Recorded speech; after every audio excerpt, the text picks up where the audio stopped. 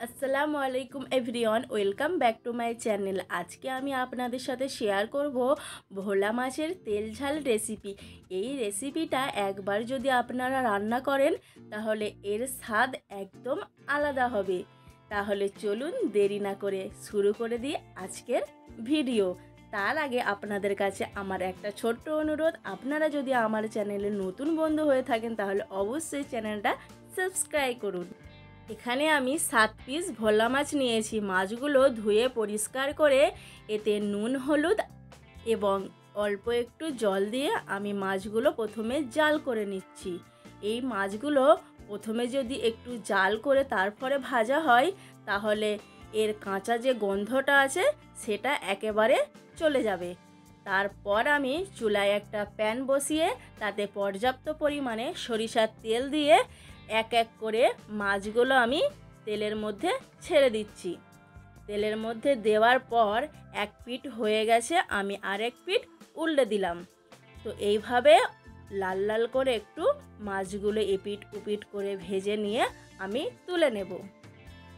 এইভাবে সবকটা মাছ আমি ভেজে তুলে নিচ্ছি।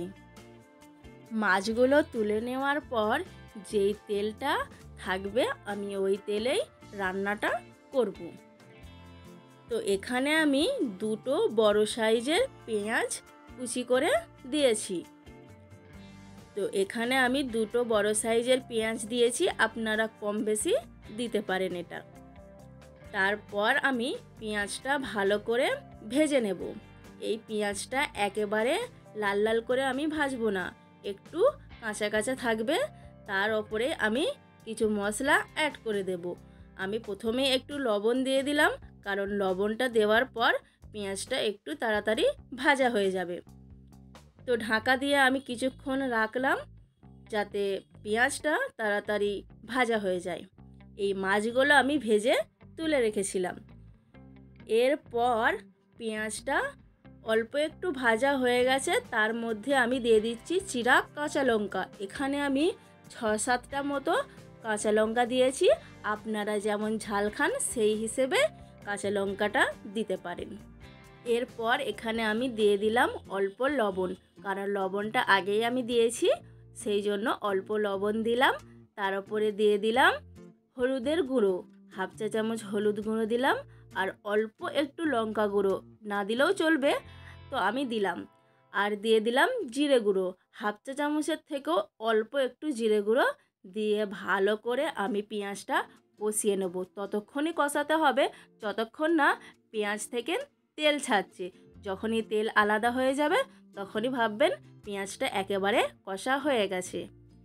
এর ওপরে আমি অল্প একটু ধনেপাতা কুচি দিয়ে দিলাম, দিয়ে পরিমাণ মতন আমি এখানে জল দিয়ে দিলাম।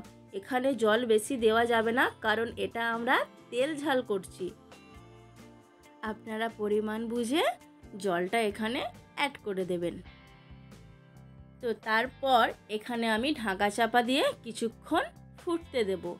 ফোটা যখন হয়ে যাবে তখন আমি মাছগুলো এক এক করে দিয়ে দেব। তো দেখুন এখানে কিন্তু ফুটে উঠেছে, আমি ভেজে রাখা মাছগুলো এক এক করে দিয়ে দিচ্ছি। তো এইভাবে সব কটা মাছ আমি দিয়ে দিচ্ছি।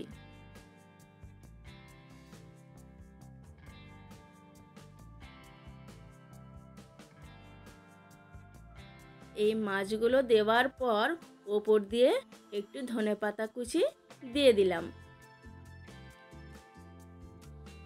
দেওয়ার পর ঢাকা চাপা দিয়ে আমি এটাকে একদম লো ফ্লেমে 5 মিনিট হতে দেব। দেখুন আমার ফ্লেমটা কিন্তু একেবারে লো রেখেছি।